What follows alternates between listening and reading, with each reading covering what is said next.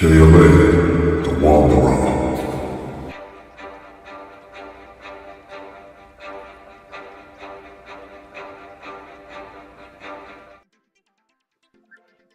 Hey, yo, what's up? This is KLA, Clyde the Wanderer, coming at you once again.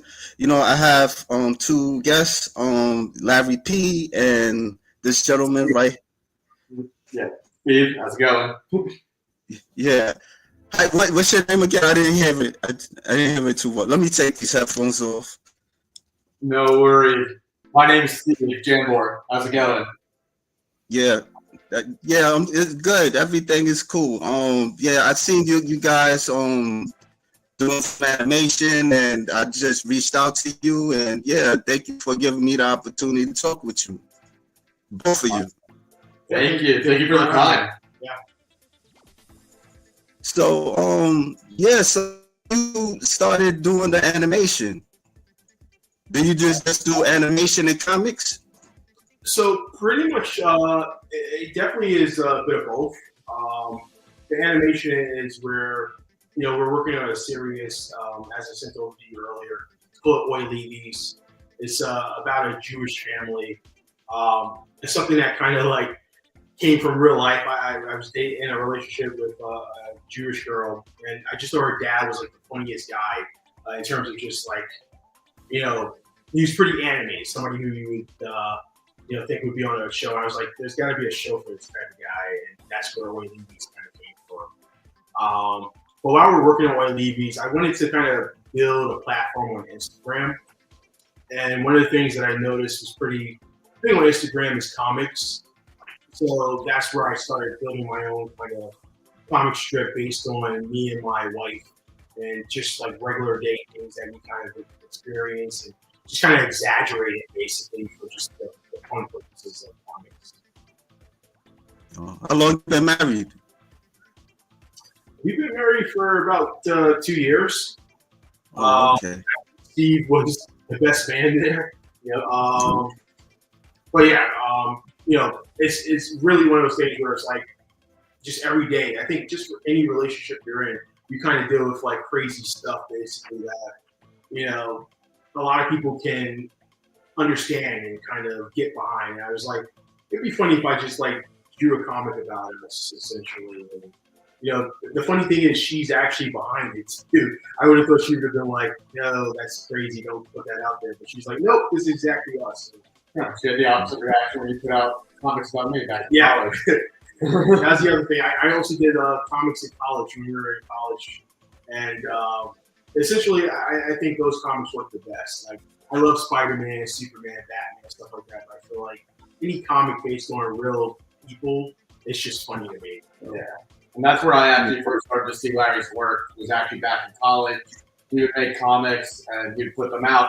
And occasionally, without ever telling me, he'd write me into his comics, which I find out from other people. So then I started looking into his artwork. That was, after we graduated, he came to me with kind of the idea of putting Oi Levies a little bit further. And we started getting ideas of how we can kind of go about doing that. That's where everything started. Yeah, it's very interesting. I seen some of this on Instagram. Yeah. So how long did it take you to do this? Like, what was the process like for you to just talk about your marriage in comics? And I try to explain that to people. Like, I'm using Microsoft Paint, which is pretty old school. But I've been doing this since I was before I was 10 years old, basically. Learning how to use the mouse and put it together. It also looks pretty good because you're using colors that you might not necessarily have unless you have an animation program to actually put it out there. And a lot of people did, but I've just started building on that. And I probably say the average comics that you just showed probably takes about 2 hours. I'll get up in the morning before my wife or my daughter gets up, and I'll put on my headphones, listen to whatever random music comes to mind. I'll just start putting it together. And before I put it out there, because it is about her, I always send it to her hey, you get with this? I'm most connected with get friends of her, and when she gives the approval, I send it out. So. Yeah. Are you either one of you familiar with Will Eisner? He's like a comic book artist. He used to he comes from like a Jewish background, and he did like comics like based on real life. Like he would do like comics like maybe from the war, like World War II, or like comics from like about the violence, something like that. I mean, you guys could, but his name is Will I. Well, he wrote Mouse. Say that again. There was a comic back in the day about the Holocaust or World War II rather. Called MAUS. That was that was in comic book form, where instead of humans they were depicted as mice. Was that?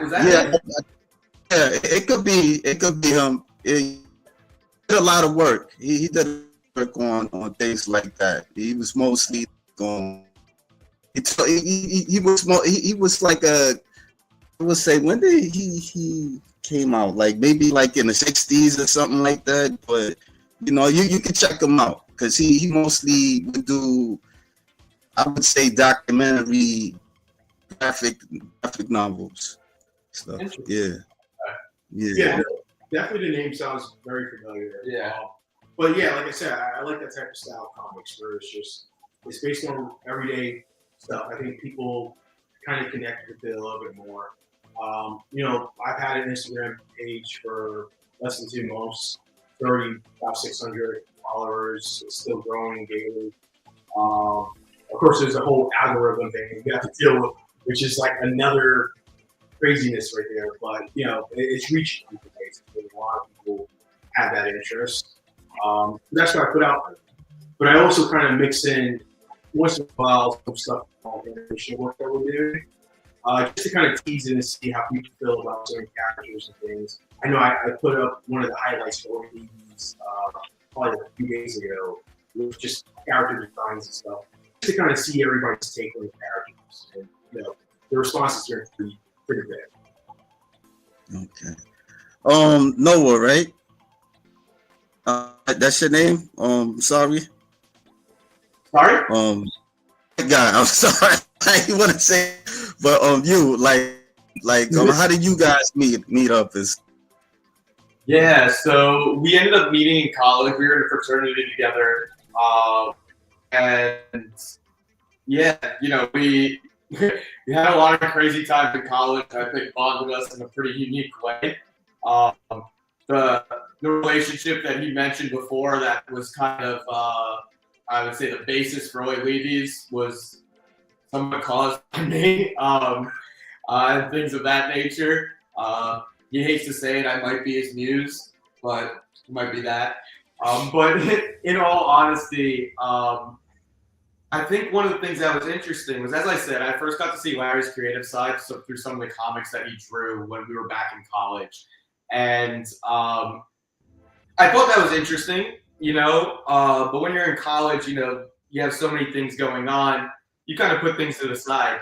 And as I said, after we graduated, Larry came to me one day with a lot of the work that he had been doing, and had told me that he wants to pursue it, that he was wondering if, I'd have any interest in trying to help him. And again, as I said, we bonded, quite a bit throughout college, and the passion that I saw and that he has, for this type of work, really spoke to me. And as he said, I think something that we very much agree on is that we want to tell stories that people relate to, whether it's an animation, whether we move into other venues like documentaries, or whatever the case is down the line. And that's been a constant, I think, with every project that we've been worked on or pitched somewhere. It means something to both of us, and we could see it meaning something to other people. So, I mean, that's kind of how I got into this, with Larry, and why I'm still here and excited about the future, in a sense. I think there's a lot to grow upon here. I've been constantly impressed with the steps that we've taken, the people we've met and spoken with about the projects, considering, as I said, neither one of us really have a traditional background in this field, it excites me. You know, again, seeing other people that, you know, have done great work, get excited in a sense and show interest. Um, I think that's what gets me further excited about what we could build in the future. Okay. But like, what's your role doing? Are you a writer or you write with him or? So I've worked on some of the creative, you know, sometimes we'll talk about some ideas and things like that. I also kind of work a lot with the meetings in terms of like setting up business. We've had a couple, without going into like great detail, we've had the opportunity to work with an agent earlier on a few years back. And so we've had some meetings with studios and production companies. So kind of handling some of the conversations along that side. In my career, as Larry had mentioned earlier, I had the opportunity, I work in recruitment and talent acquisition, and oddly enough, a few years back, I had the opportunity to work in the entertainment industry for an entertainment tech company. So I kind of had the opportunity, and that was just when I think we were starting out too, to kind of get started and see different aspects of entertainment. A lot of what I was dealing with was with movies and how they were getting made and commercials. But the movie aspect was interesting in the sense that you'd be able to see things in, you know, in green screen before they ever really came out. And I had a conversation with someone very early on, who was again, no one mentions his name, but he's relatively well known within the entertainment industry. He was working with the company, and I was talking to him just early on while I was working there about the animation stuff. And he looked at me and he told me a story about one of the creators that he knew from Simpsons. But the moral of the story was, if this is something you're passionate about and you believe in the work that's there, then never give up on it. You know, really do whatever you can, in a sense, to help get that work seen. So I think that's kind of where I see my aspect. Again, helping with the creative, and there's other aspects that we plan on building upon in the near future, whether it be outside of animation where I might take a bigger step. But my thing right now, and like the biggest thing that I want to do is help get our work, but like specifically a lot of the stuff that Larry has spent time and effort creating on that I believe in, out there to as many people and in whatever way I can. Okay, so Larry, you mostly do all the work, like the drawing, the painting, the inking, and all that stuff, and the animation. How did that came about? Like just doing the animation. I mean, like, you know, I think it really started with just, you know, an evolution. As I mentioned earlier, just kind of growing from like, you know, drawing stick figures as as a 5-year-old, and moving into more, you know, full figured drawings, and then getting into the Animator era, like picking it up basically. And also, you know, as you know, I mentioned with him earlier, like my aunt basically got me an animation program when I was like, I don't know, probably 7 or 8 years old. And like, you know, it was literally me understanding it myself basically. I never really went to school for animation. So it was an understanding of just, you know, Google and like just trying to understand basically how to actually animate stuff as we went along.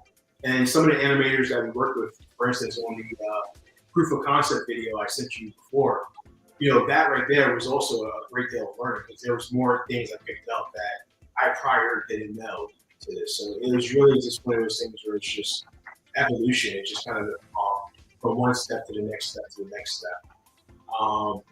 And, you know, luckily we started getting noticed, as Steve mentioned. We were working with an agent before. And one of the things that constantly kept coming up was social media. Social media is probably like one of the greatest tools that you can use in terms of just getting your stuff out there, seeing what clicks with people, what doesn't click with people, or, you know, just having more of a soundboard than just people that are in your inner circle, basically. And that's what lets us kind of go into Instagram. Yeah, that's cool. Like with the agent stuff, I could dig that. You like you see certain things. Like do have you ever like been to like comic conventions or anything like that? Larry's friend. No, not yet actually, but that was something we were actually looking into doing. Okay. Especially with us going kind of public in this way. Definitely something I'm interested in doing.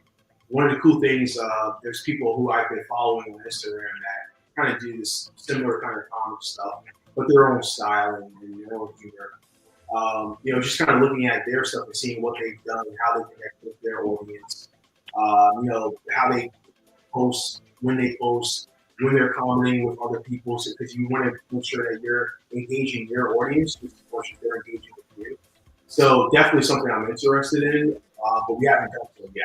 Yeah. We've done contests and things of that nature, which we've done quite well in, I would say, over the course of the last couple of years, but not any convention specific. Oh, okay. Well, I could show the animation. Check it out.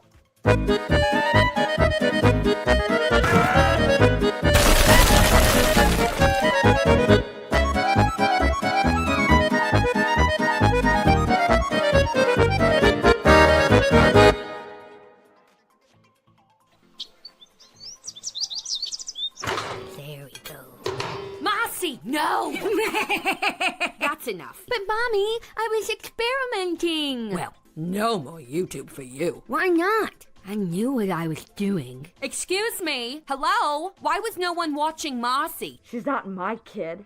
She's just playing victim. She's so cute, though. I'll play victim. Yeah, all your life. Tracy, stop picking on your sister. You know she doesn't get sarcasm. Love you, Daddy Pooh. Okay, Daddy Pooh. Where were you when your daughter almost burned the house down? Nowhere. Trying to use the last couple minutes before work to read the paper. Was that the answer, honey? Oh, well, girls, let's hope your father was reading the job section to find a real job.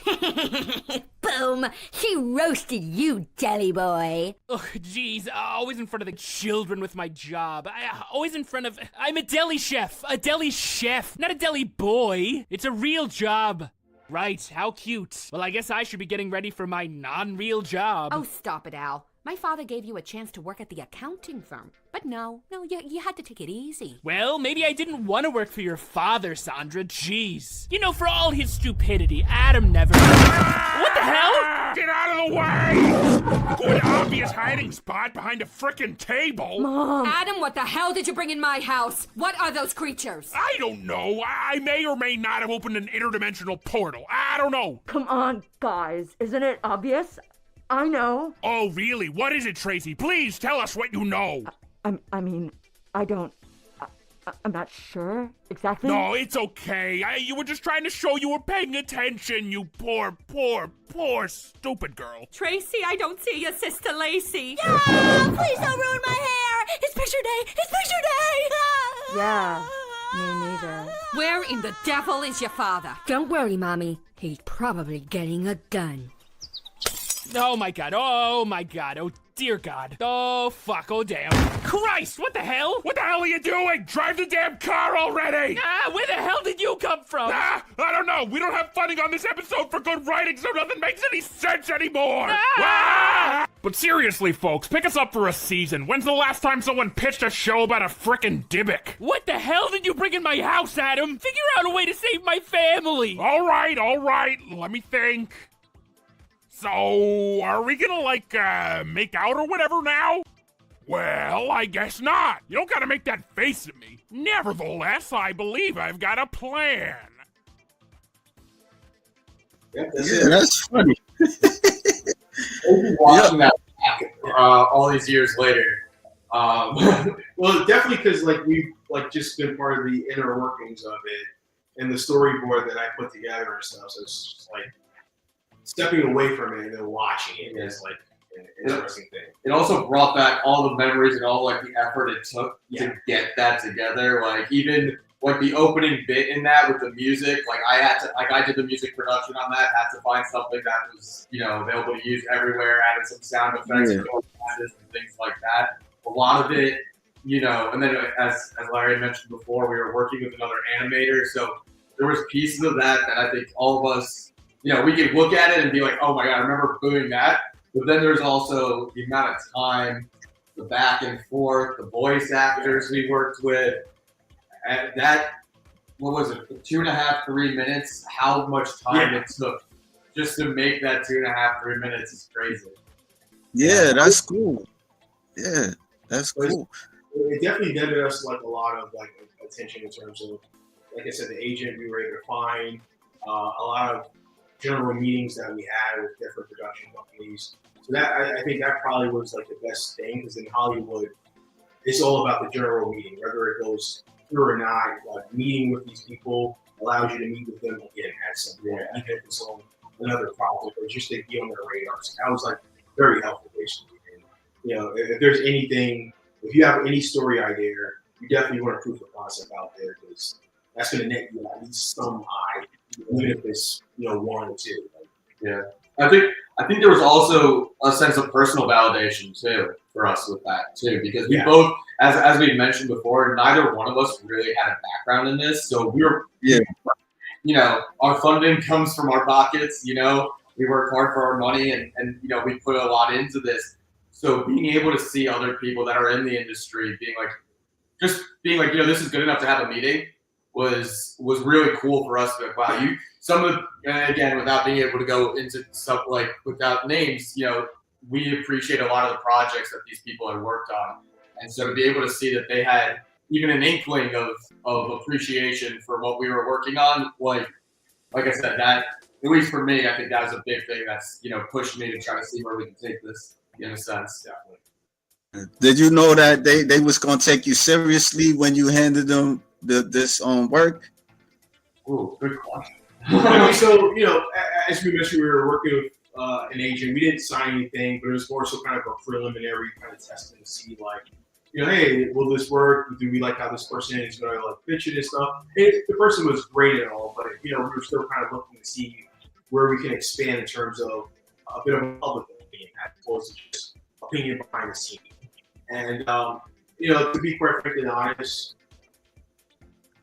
I don't know, like you know, I thought, so did we think that we were getting taken seriously? I think in some ways, yes, some ways, no. I think, you know, I think a lot of those meetings are, you know, what if meetings in a sense, because you never know what's going to be the next big thing until you talk with someone and they spark that idea in your head or whatever the case was. Now, I think we had some meetings that were very general with some studios or production companies that were that basically, where I think unless, you know, we threw a Hail Mary up there and it hit, that it wasn't going to be much more than that meeting. But then there was other aspects where sometimes it wasn't even necessarily even a meeting, or maybe it was the follow-up we would receive after a meeting, where that was where that was most meaningful in a sense, where, you know, there was, it's funny being in talent acquisition, you know, a lot of times I have to reject people and it's a horrible aspect of the job, but there's ways to do it, you know, where you can show that you care, and there's ways where you just say it's over. You could tell the other person on the other end of the line, it's how you didn't care at all. This was just, you know, a part of business for them in a sense.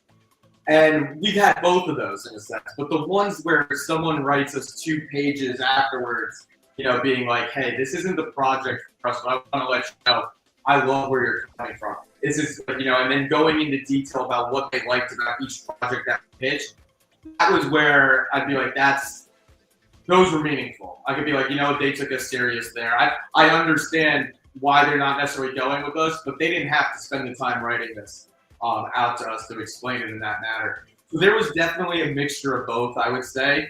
But to Larry's point that he made earlier, because we've had the opportunity over the years to connect with people outside of animation, with people that are creators that have shows on Peacock recently. And one of the things that we've garnered is, you know, a lot of it's about the connections you make, or those random meetings that you'll have once in a blue moon, you know, where it's someone's going to be like, you know what, I once had this pitch 3 years ago, and we didn't go with it, but there was something about it I liked. And that's been a story that we've heard from people that have had the success that we're hoping for, you know, whereas, as Larry said, you know, if you have a story to tell, get a concept and get it out there, because you might not be that story that you end up telling, but by getting that story out there, it can open the door for your next story to tell. Yeah. I'm gonna hold on, guys. I'm gonna go to Larry's Instagram. No worries. Yeah, I mean, that like people, you know, you seeing professionals doing that, and you don't have experience in animation. Animation is very tough. I know you know that, but you know, you people that I've talked to, you know, they have told me that you had to go to school for that, and you know, there's people that do animation without going to school, but you know, it's not a very easy trade, or you know, to do, because it's a lot of in animation. You know, there's storyboard, and you know, it's all kind of character designs, and yeah. It's definitely time consuming. I would say that. Like, I think, I think the other thing about me is like I'm the night owl, so I require like probably 4 hours of sleep a night. I'm like, I'm doing some other stuff in the morning and putting it together. But it's just like it's definitely time consuming, but it also. So I'll give an example. Like I said, I work in the legal field, so just working in law. If I'm working on a case at like 2 in the morning, that's not going to make me happy. But like if I'm working on my drawings or the animation, or I'm designing a character at 2 in the morning, that's going to make me happy. It's a pretty chill approach. Like I said, I put on my headphones and I'm basically just working on my stuff. So it's definitely time. Can you guys see this? I'm sorry. Can you see this? It's still loaded, I think. Yeah. Okay. All right, now we got it. Yeah, you can see it. That's the MS Paint stuff right there. Yeah. Okay. Yeah, I heard of this program, the Microsoft. Oh yeah. Okay, the Microsoft. Because I've done Microsoft Paint, but not the XP. So what does this animate, or this was just the comic book that you was doing? It's literally just like, I don't know what the upgrade. I mean, I think it is a bit of an upgrade between the regular Microsoft Paint and Microsoft XP, but it's just a regular Paint program. I definitely would not recommend this for any animator. But it's just like I said, I've been doing this since like the 90s, basically. It's just something or the later part of the 90s. It's just something that's clicked for me. And, it's worked. To be quite frankly, it's like drawing on paper to me. Even when I draw on paper, it feels like it's extremely super easy compared to this stuff. But I like the look of it. I like the design. It's actually one of the character that stands in for my wife, which I think is even better. Like I like that one as well because it just shows the work that goes into it. And I'd probably say that something like this probably took me about like 40 to an hour, probably less maybe. But all this stuff has been done on Microsoft Paint. Okay, cool. Yeah, I mean, like with the animation, like what was the inspiration to it? Because I noticed it's like a comedy, but it's like a haunted, with poltergeist and all that stuff. Where did that came from? That's a good question. I mean, I'll be real. Like, I think definitely there's anime influence in there. That's just like it's possible to not have in there. But I also wanted to kind of cater to more of my style as well. I'd probably say like just animation. I used to watch things like Yu-Gi-Oh or Dragon Ball Z or something like that. It's like the design and the look of the characters just came off as so realistic versus a lot of things that I think American drawings and stuff in terms of cartoons have come a long way. But at the time when I was looking at it, they had a realistic and also humorous look to it. And I just like that look. The over-exaggerated expressions and stuff like that. That's part of the comedy, and that's something that clicked to me. And I just kept that style, and I think it integrated into kind of a weird combination of my drawing skill versus the animation influence, and I think that's where it came from. Okay, yeah. Do you have Larry's friend? Do you have any like comic inspirations or anything like that, like ideas? Yeah. So to start off, he actually just named two of my biggest influences as far as comics go, which are like cartoons, being like Yu-Gi-Oh! and Dragon Ball Z. I was very big into all the different aspects of Dragon Ball Z. But I mean, as far as that, I would say Look, I'm very honest about it. I can barely draw a stick figure, honestly. So when it comes to the creative side and drawing and things like that, I have generally left that up to Larry. Over the years, I would say, I've started to add a little bit more on the creative side from like an idea aspect. And as I said, with us, in a sense, yeah, we have worked on animation first and foremost, I would say, and that's really where our core is, I would say, to this point. But our goal is to tell more stories, and in whatever form that is. So whether we're looking, we have ideas about potential documentaries down the line, which I would probably take a little bit of a bigger hand in, and things of that nature. As far as though the animations go, I would say Larry's the artist. I really trust what he's doing a lot of times. Where I'll come into play is maybe to try to tighten up right. I'm not even really that. Like if I have an opinion on writing or maybe how a story could go, we'll talk about it. But again, the reason that we're both here in a sense is I appreciate the work and the passion he's put into it. And again, it's about the stories we want to tell. So yeah. Well, that was a long way to say no. I'm not really good on the animated stuff. I'm not great at drawing. But I do have a love for it, and I've always had kind of a love for it from a young age. We grew up in a time of anime and South Park and Family Guy and American Dad, all of these shows that were just massive at the time. And I don't think it was something I thought of when I was younger. But I love kind of being a part of it, and I've gotten something out of it. Even as I said before, a lot of my creative side comes a little bit more from music and things of that nature. So being able to add in a little bit with the extra music in that video you saw before was a little way I could put in a little bit of my creativity into it. So, yeah. That plays a part. Animation, it consists of animating and music and like Walt Disney, I would say. Yeah. And also just as a sounding board, it's always good to have somebody who I kind of trust to present an idea to, and if it's crap, maybe shoot it down. I can look at it, because sometimes when I think of something in my head, or if I see something, I'm thinking of it in a certain way where when you put it out there, it's like, is this actually funny? Is this not? So it's always good to have a sounding board. I probably have two of the toughest sounding boards between him and my wife, basically. And I feel the same way about him in a sense. Like I had an idea a little while ago about animation for cult, in essentially. Like it was a cult themed show. Yeah. And we sat down, we started talking about it, went to the bar, and then I think a week later you'd come back with an idea of how you built off of it and things like that. So I think that's a way that we've been working, and like you said, we're both brutally honest with each other. So probably too brutally honest. Yeah, very much so. Yeah.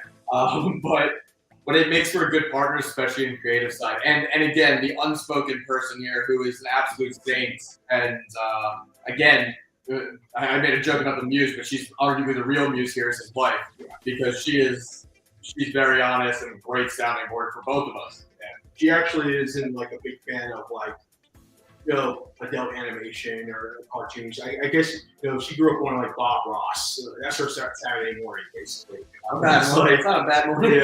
So she doesn't click with that anime. If you show her South Park, she's like, "Why are you watching this?" But at the same time, her favorite character in South Park is Butterscotch. So I think that gives away. But that's a person that if you could reach that person, right? That's an interesting opinion that we want to have, essentially. Definitely the main core audience is people who like this type of stuff. But if you can reach beyond that for stuff, that's also great too. And that's kind of where social media helps. And I don't think either of us are big social media people. But we are doing it for the business. I think just outreach is just I don't think either one of us, personality-wise, likes the idea of a personal social media that much. But the idea from a business perspective is something we could both very much get behind, and that's been, as we kind of alluded to earlier, that's our approach for this going year, is really to kind of take things to the next step as far as building our image, getting out. Like I said, the stories that we want to tell, finding more stories that we want to tell as well. And even to your point, it's also connecting with, I would say in a sense, other creators or other animators too. You know, one thing that was interesting, and to Larry's point, with his drawings, as he said, he likes to do anime style. And you probably saw there's a little bit of a difference in the way that his drawings are versus what was depicted in that animation. That was something that we learned relatively early on, is that, you know, when you're working with another animator trying to bring your image to life, it's like, if they don't have that same style, right? It's not necessarily going to look exactly how you want. And that video you showed, we're both very proud of that by a lot. But at the same time, I think one of the first things we said afterwards was that, at least that I said, is that I want to bring a little bit closer to the Larry style of drawing to life.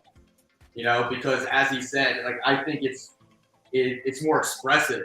It tells more. I like the sharper lines in his drawings, you know, things like that. And those are the things that we've learned over time. You know, is it's been a unique learning process. As we've said, you know, we didn't have any background in this, so it's kind of step-by-step learning. But I think the big part of that is figuring out what we can take away from each step, and that's the next step for us. Is, you know, again, connecting with other creators, because again, maybe we want to do something in a different animation style down the line. Maybe we want to create a children's show for his daughter, my goddaughter, you know? So that might be a different type of animator. So kind of seeing what else is out there, connecting with different creators, and kind of broadening the horizons across the board. Yeah, essentially, it's like a smorgasbord of just testing drawing styles and just seeing what to do. I don't like the idea of repeating myself. Like, if we come up with a different series, I want it to be in a different look, a different tone to it. So essentially, it's just kind of like seeing what's out there. And I think that's where social media has been like a blessing, because you're also getting feedback from people who you have no idea existed in the world. And at the same time, so like seeing other animators, see what they're doing, like, oh, that's an interesting take, or that's an interesting way of telling it, or this is an interesting way of reaching other people. Yeah, you know, it's been kind of a helping. I like that. And actually, to take that even a step further, you were asking about some of those meetings we had, you know, with studios. And one thing that comes up a lot of times is, you know, when you're getting turned down, it's the perception of why. You know, the people won't want to see this. People won't want to see that. People are already doing that. So what we wanted to do partially with the social media thing is, again, we want to get that feedback, you know, grow our following. But again, get that feedback so we can then come back to these studios and these people that we've spoken to and be like, here's the audience. You know, they're speaking out for it, you know? So that, because that was something that we'd come up with. And that, I mean, that's going to come up in any one of those meetings you have, especially if they're general meetings, which is also why we wanted to expand the number of ideas. You know, we didn't want to go, to kind of make an analogy here, we didn't want to go into the, into those meetings with one bullet anymore. We wanted to go in with full ammo, you know, so if they didn't like one idea, we had something else to pivot to. Because when we first started, I think it was Oi Levy's that we would generally do meetings, at least to start with, but then we also had Eliza, which we had another show idea, which is again a great idea that we're going to be pursuing further, that we also would pivot to. That also garnered a lot of interest as well. But yeah, we realized at that time that, you know, we need to be able to go into these meetings with, you know, ideas, essentially, to be able to find what's going to click somewhere. And if not, go to social media, get people to buy into what we're doing so we can go back to them and be like, all right, we don't need you to tell us if it works anymore. It works. So that's kind of been the plan. Do either one of you follow like any animators on social media, on Instagram?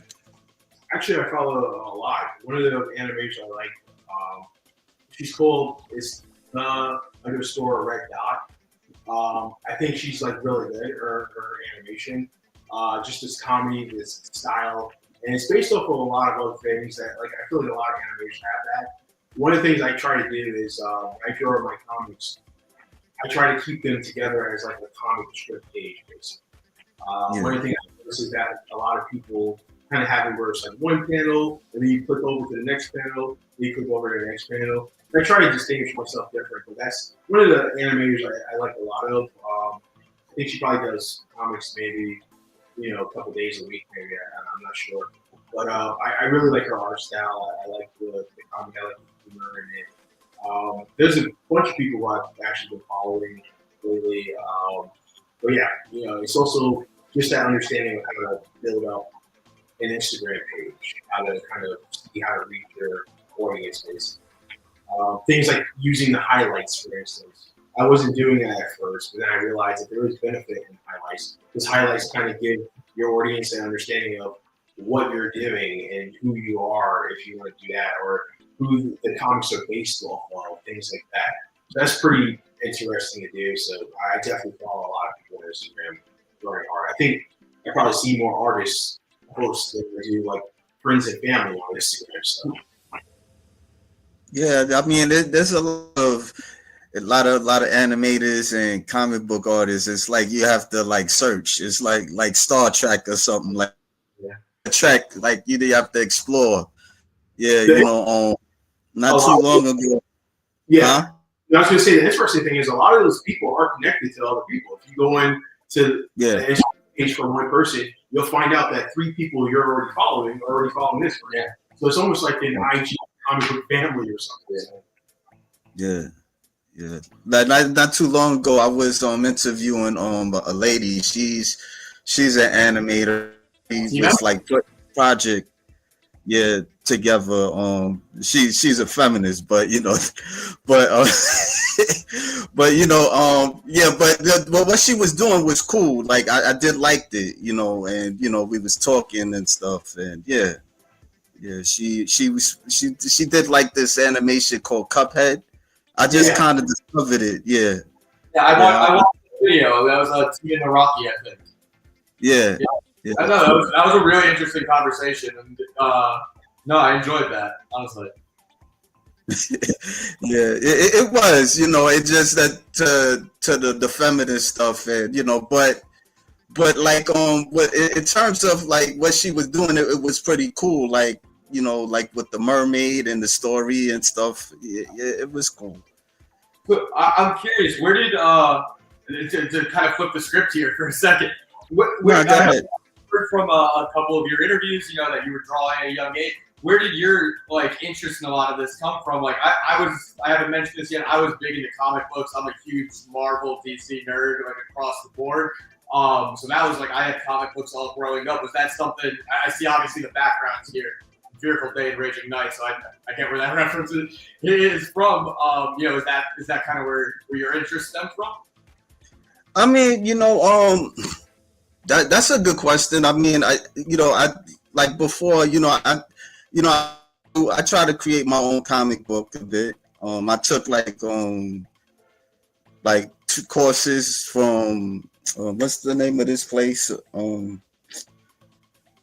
I took like 2 courses in alternative comics and animation. No, one course of alternative comic, and the other one was traditional animation and stop motion animation. When I was a kid, I used to watch cartoons a lot and read comic books, growing up. And, I wasn't a constant comic book reader like that.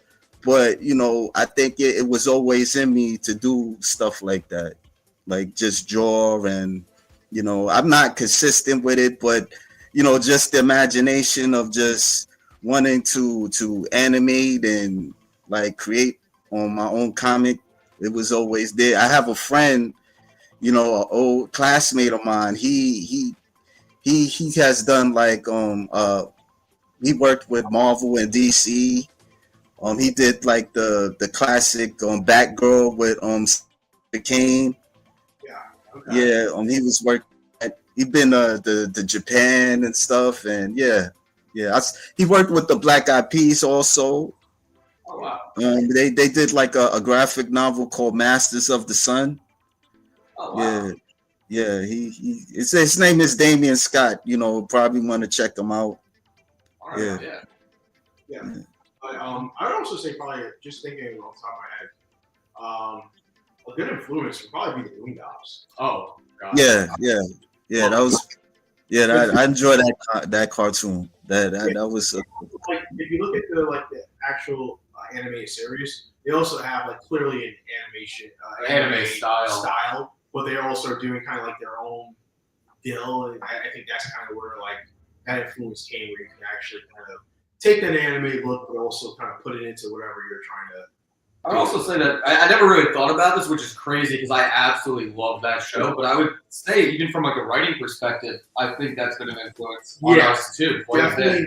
Writing, they were such a unique writing. Like just again, like we said that like we want to tell stories that people relate to, and I think that was, if you want to break it down, it was told in a unique way, but there was always that aspect of an episode. Yeah, I think his name is Aaron Magruder. That's his name. And the writing style on that was definitely a big interest. Like even now, like because if you look at anything on your YouTube, like YouTube do this. I remember just looking at a few videos that were like, now I just get like constant videos of like stuff I've seen from the Boondocks, and it's just like I like that way of storytelling that they had their own kind of setup and story and stuff. But it's like I like the comedy of that, and that's essentially what I'm interested in telling. And the fact that we're working with a Jewish family in terms of the Roy Levy's, and thankfully we have a Jewish member. I'm basically a scapegoat for writing it, essentially. That's how he gets away with writing whatever he wants. Yes. So it's just like having that understanding. Like for instance, the creature that you saw in there, is in Jewish culture, it's called a Dybbuk. Yeah, and that's something that actually stems back to actual Jewish culture, which is like if you really look into, I grew up relatively religious myself. There are a thing of like we do believe in demons and things like that. The Dybbuk became popular. There was a movie, and then I think Post Malone just posed a Dybbuk box for a second and got cursed apparently. So that came up recently. So there was a lot of things, but yeah, we like kind of drawing. I think to your point on things that are relatable to us. Yeah. That are somewhat personal. Yeah, I just feel like people connect with those like just much easier. Like you can, I could draw me. For instance, there's a few comments where I make fighting references. I think the last one I put out actually has like almost a fighting reference of fighting the laundry or something like that. It's just like you can exaggerate, but people understand what it's like to have to do the laundry every day and like fold it. Actually, I think a great thing on that point is like the other show we just referenced a second ago was Eliza Be Damned, which was a show that deals more so with mental health and things along that nature. And again, the concept and the way that we've mapped it out, I think is really great in terms of going around stages of grief and how you get to acceptance and things of that nature and building our seasons around that. But again, the idea there was that who hasn't dealt with depression? And if you are lucky enough to have not dealt with depression yourself, I can guarantee, unless you've lived in a bubble your whole life, you know someone who's dealt with depression or dealt with something along those lines. That those things that, and it's also interesting because I would say Boondocks did this as well. They would touch on subjects that were not necessarily taboo, but the way that you would speak about it at times wasn't really discussed because that was somewhat taboo, right? And I think there's things in depression, and I think we spoke about this. There's things in depression and the things that hurt us the most that you could find humor in, and you could find relation to just about anyone else, in a sense. And that's all we want, right? Is if someone can see, again, like Larry said, someone sees the drawing he made of him under a pile of laundry, anyone that's been in a relationship, you've been there before. You can relate to that. I think that's a big point, a focal point for us. Yeah. I was going to ask you, at what point you just made a cartoon about your wife? Like at what point? Like was it like a time she was getting on your nerve, or she just? To be perfectly honest, it's more so like if I'm gonna write about real world stuff, who's best to write the thing I know? Basically, it's like I could make living in Buckingham Palace and writing about what the Queen or King are doing. It's like I have no clue what's going on there. I'm just basing it off of my own knowledge. So it's like, why not write something that's a little bit more down to your level where you have an understanding of this? And with her, one of the big things I think I might have brought this up earlier was like if there was any type of level of I don't like this, like that probably would have been. I would have just drawn something else, but it was just like I like drawing something that has more in common there. And like the laundry deal, for instance, every week we deal with loads of laundry that just never get in our closet. And it's just like, well, that's funny. Let's just write about this. I think I just did another comic for next week where it has to do with me having to get up, our baby crying in the middle of the night, and one of us trying to like nudge the other to get up to go and check her out, even though we both want to stay sleeping. It's just like just simple things that are just real. And, even if it's just kind of a tongue-in-cheek thing, you get the humor because there's something that you probably took serious at some point. Well, you understand where this is. I actually can't believe we didn't say this because again, a massive influence. I know this is for both of us, which is also really telling. I would say is we both love like Curb Your Enthusiasm. Yeah. Larry David, Seinfeld, like all of that. Telling us that is essentially what we're talking about. Telling stories about real life things that everyone's gonna happen to. Sometimes maybe over exaggerating it. To the extent like Larry David might in an episode occurred. Or whatever the case is, but those are the things that we just it's the things that you look at and you just can't not laugh at sometimes. Yeah. Whether it's just too ridiculous, whether it's too sad, whatever the case is, you're just like, oh my god, I got it. Like that. It's almost like a comedy, like a comedian telling jokes and stuff. Like he's telling about his life story. Yeah. That's for comedians. I've been working on that. We'll see. Yeah, but it's like that's where like the other. So the drawing part is easy. Like I don't have anything on that. Yeah. It's just more of a time-consuming thing. It's like the writing part, like getting the writing out. It's just like, hey, does this make sense right there? Yeah. It's just like I think that's like the harder part there because I feel like if you're drawing really looking and stuff, the writing could probably screw it up too. People are like, "What are you talking about?" Also, there's a lot of times where I feel like we have a lot of ideas going on. Yeah, and it's like, okay, which one do we want to shift to? Which one is, what do we want to put focus on? Because as I said before, for a long time, our main and primary focus was Larry Levy's. And as we realized by going into those general meetings is that we have to have like a plan B and potentially a plan C.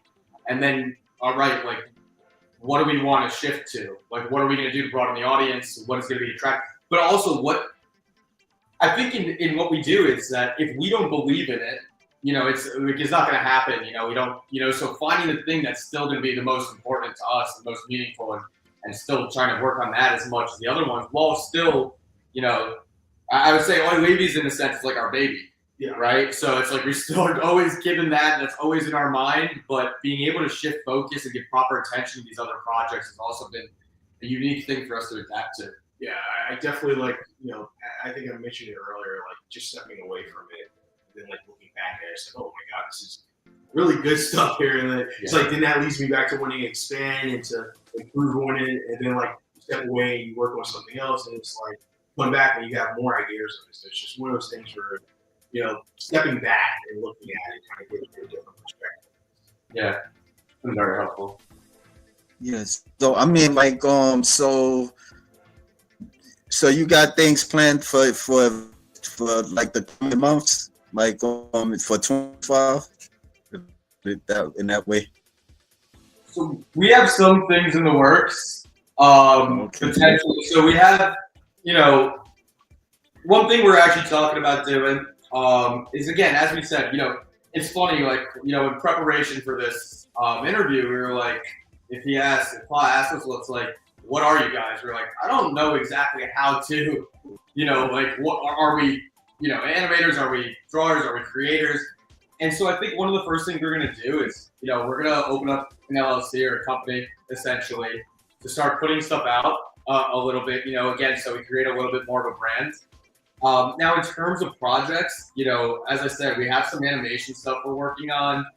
There might be, there might be a documentary in the works that if we got to talk with the person about this. That's why I'm kind of being a little bit not that forward, I would say yet. That being said, you don't have to put it out there too much. I was just asking. Oh yeah, no. I would say if we get a little bit of clarity on that, it's something. And I'd love to talk with you off air on this because I think it's something you'd definitely be interested in. Especially with looking at the rest of your channel, I think it's something pretty intriguing, and I think we'd love to probably come back and talk about it in more detail. But yeah, that's an interesting thing. I think for us next though is the next big thing is once we get that company set up, we want to get some more animation. So we're going to be talking to other artists, other animators. We want to try to bring some of the things that we've thought up over the last couple of years because we both had a lot of stuff going on in our lives. He's created life. I've gone through a divorce, so the other side of it, which are both very good for writing and ideas. But now we want to try to bring some of those to life. So, get some more actual animations outside of, just the drawings we have on Instagram. We want to bring some more, at least 2 to 3 minute animations, if not longer, to try to get some more vision out there. Yeah, I would just kind of tag on to that. Definitely Instagram is kind of a focus for me in terms of building. Like I said, I've had an Instagram for less than 2 months. So it's really I would love to focus on it, build the audience, continue engaging with my audience, and just kind of see where things go. It's a little weird for me because, as I mentioned, neither of us really jump on Facebook or Instagram or anything. Yeah. We're kind of off it, but we have people who are big into building Instagrams and things, and it's really building an Instagram. And I think just ideas, or just not even necessarily just Instagram, but social media aspect. And also just kind of putting out your idea and just it works. Do people like this? Right now, I'm just kind of dealing more with me and my wife and my cats or something like that. It's maybe I put out an idea and say, hey, here's this comment, see how people respond. People like it, okay, we'll continue it for another week, bi-weekly or weekly, and see where it goes. And if that works, we'll build something off of it. It's really more just kind of a fun thing on the side while we're dealing with other animation aspects. Yeah, I think in a sense for us is as like I said, we want to focus on the social media aspect in a sense, but while also creating and putting out more content. And then I think the next step for us after that, which hopefully, depending on the timeline, and maybe it's later in the year, maybe we strike gold with something on Instagram or something we put up. But then it would be going back, potentially to having some more of those meetings, because now I do feel, when we had those meetings, at least 5 years, 4 or 5 years ago, I would say a lot of those initial meetings. And again, we were very new to this game. We were very new to a lot of it. Now with the experience under our belt, probably want to go take another shot at that. See if we can kind of work with some of the creators that we looked up to. I think that would actually be pretty cool. And see. Again, one thing that we didn't mention, but that we kind of alluded to, is again, because we're new to this, a lot of every step has been new. We've always been learning across the way. And one thing that we learned relatively early on was that it's, outside of social media, because obviously, we've talked about a lot of this, how we want to make that a bigger presence. Part of the reason is because outside of social media, it is very difficult to get your work seen. You can't send, an idea to a studio without an agent, or you can't send something unsolicited. They won't accept it. They won't take it, whatever the case is. So if the end goal is to reach the mass audience for us, we're trying to build each step up. So as Larry said, the next step for us is that social media focus, with the hopes of being like, hey, look, this is what we've been able to do since the last time we spoke. What do you think now? We've also further developed stuff. And again, I think as we mentioned earlier, just tighten up some of the stuff that we did earlier. If I might be putting words in your mouth, and please correct me if I'm wrong here, but if we could go back and do that video over again that you showed earlier of Boy Levy's, I'm sure, as much as we love it, there's 10 things that we could both just be like, okay, we want to fix that right there, that right there. Because at heart, too, I don't know if it's necessarily we're perfectionists, but it's our story, and our story means a lot to us. So we want it to look and be told the right way. Because again, I fell in love with his drawings because even without the writing, the way that it's drawn, the expression and stuff there, it speaks in a sense, and that would be something I want to be showcased more. And that's if there's one thing I want to do specifically animation in the near future, I want to bring what I see as his real drawings to life more. I cut those curves and stuff, make them more straight edges in the drawings, things like that. Yeah, I would agree with that. I think the way it looks in the storyboard, I actually wish I knew there was significantly over. Yeah. The way it looks in the storyboard, it looks significantly more a little grittier, more like realistic, and that's kind of like what I like to keep. Whereas, I think I definitely want to make sure there's a distinction between the anime style that you would see from a Japanese company and what I'm doing, but show there's heavily influenced by anime. To this point, I would say if we were to critique ourselves a little bit, the initial video went a little bit too American style, almost like the roundness of the heads and things of that nature is almost like Family Guy-esque in a sense. Where for us, like he mentioned it earlier, I think we're both looking closer to like a Yu-Gi-Oh! Style in terms of like the drawings and things of that nature. Some hybrid in between there. Yeah. And I think again that, as I said before, people ask me why am I doing this? I'm not trying. I'm not doing a lot of any of the writing at times. And again, it's because of the passion that I was able to get by seeing the drawing, how much he cares about that. I want people to feel the same way that I feel when I see the drawings and stuff. And I don't think people will see that unless it's represented properly in the animation. So I think that's the next step. It also helps to have an extra big now. Yeah. Like I said, I'm a scapegoat for him to tell whatever he wants on what movies.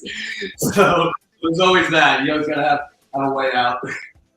Yeah, no, I mean it's good. I mean that you helping him, like that's pretty good, man. Like you doing the management and you doing sound and stuff. Yeah, I mean you're taking a part, in his journey. So yeah, I appreciate you. I'm a good godfather, and I buy a lot of stuff for his daughter, so I get away with that stuff too. Yeah, that's cool, man. That's cool. Like I might ask a stupid question. I don't know, this is silly, but Larry, have you ever thought about wanting to do like an animation course or go to animation school just to work on your stuff? I don't know. Like I'm just putting it out there. I thought of it.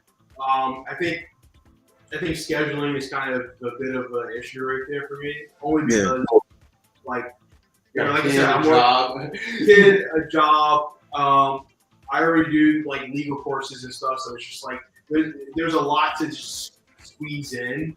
I've always been to it at the same time because it's like, I would love to kind of fully understand. Like I know how to put together an animation, but at the same time, there's so many aspects of animation that if you've actually learned it on a course, you would totally understand it significantly better. And it's like, I would love to learn it, but at the same time, it's like, where do you have the time? I always thought that for us. So one thing that we kind of tried to approach this with early on was that we thought about talking to people that are in school, like like school for animation and things like that, graphic design. And we started talking to people then, and I think, our hopes and dreams, right, is that this goes from a hobby or side project to full time for us, right? And I always kind of figured, I think if we ever got close to that point where we were able to like kind of put our other jobs to the side, then we would be able to kind of dive more into that. There would be like significantly just more time. Yeah. But at the same time, we also, as I said, there was a reason why we wanted to. And don't get me wrong, we would have loved to work with established animators and things of that nature too.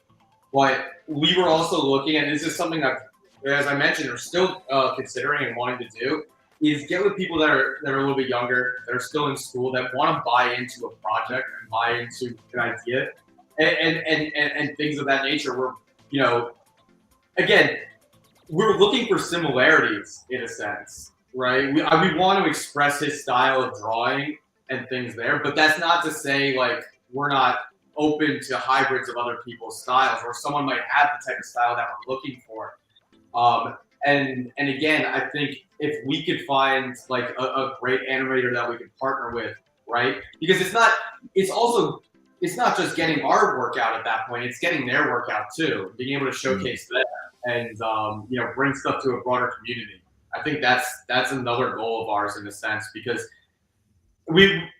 I kind of wish at times I think about this. I wish we had started this maybe in college, right, where you have this perceived time, or maybe then we would have been like, okay, maybe let's do. We could have taken a class or something there, but then the real life kind of sets in. You get married. I get divorced in my case. He gets married. It works out better. He gets a kid now, which adds more time to it. And it's like the things that we would love to do, because I think both of us would honestly say we'd probably love to be able to have the time to take courses both on writing as well as animation. Just even if we're not doing it, just to have a better understanding of the whole process, because that was again a huge learning curve for us throughout this whole experience. But I think a way to do this as well is, as I said, take someone who might have that experience, they've studied for that, but they might not have that other experience in life, like working in a business, getting their stuff out there that we've realized, now we've done, and maybe partner with them and create a good partnership where we can, again, we're not, I would say like this, we're protective of our stories because we want it to be told in the way that it's been written, that we've imagined it, but we want our stories to get out there, right? So we want it to be out there, so we're not afraid to partner with people and kind of have these things where look, it's mutually beneficial for everyone here. And again, we've learned from everyone kind of throughout this, things to do, things not to do. This whole thing's a learning process. It's been a wild ride. There's a lot of things. We've obviously said a lot of things on here, and there's a lot of things we can't say on here that we've experienced that we'd love to say. Maybe one day we become famous and we could say whatever we want. It's been a wild experience. Everything, and I wouldn't have said this, and I'm sure you probably say this. I wouldn't have said this as it was playing out in real time. But now, a couple of years after the fact, I wouldn't have changed it. Maybe I would have changed some things. As I say that, I'm coming to think of certain things. But like for everything that we've learned from it, it's been a lot. It's been pretty good. It's been pretty good. And to kind of touch on your mission of classes and stuff, I also, while it's great to learn things, I also like the aspect of picking it up myself and like bringing just that style versus like, sitting in a class while bringing something out loud other people are bring too. Like for instance, with like the writing, like, I've been writing just as long as I've been drawing since I was a kid. Like, I didn't, if you write a script, the script is written in a completely different format. There's a certain limit to pages that you need to have. Pages usually amount to like a minute in terms of like movies and runtime. And it's just like there's a lot to it, and like my ability of like picking up just reading scripts and seeing how things are formatted, and now coming to where we've been in competitions where we've been either semifinalists or finalists. Like that has been pretty good in terms of just seeing growth. Like I don't even need to read to win the competition. I just need to see, hey, we liked this. This was actually pretty good. It just, unfortunately, somebody else was just better than you. I think that's also just been helpful. So I kind of like that. It's almost like a politician. I feel like every year you always have like a politician who's like in an election thing, if they're like an outsider versus like, being part of the group. I think I like that aspect of it where it's like, I want to learn from other people, but I also want to take that outsider perspective. I feel like that's a story in and of itself. Exactly. I was gonna say exactly that. Like it's a hybrid, right? You can. I think we both believe that you can always learn from anything, and there's always opportunities to take from that. But like the uniqueness, and it comes from something within. Again, like the fact that a lot of all the drawings you're seeing are done on Microsoft Paint from a program that hasn't been in existence in 15 years. You have to right? download that program. Yeah, you have to go out of your way now to find that, like to be able to even try to do that. It's just that there's an appreciative for it. There's the same way someone loves a classic. Like for example, my grandfather had a fedora that he wore, that he got in the 50s, and when he passed away, I still have it now to this day. There's something unique about a classic that's like perspective on it that means something to you. And while we do want to take and learn from our peers and the rest of the community, I don't think we want to get away from what got us here. Yeah. Are they like you with the animation you did Microsoft the XP? Did you? Oh, wow. There's they have, not to cut you off, but they have other like softwares like Animate and we know. Yeah.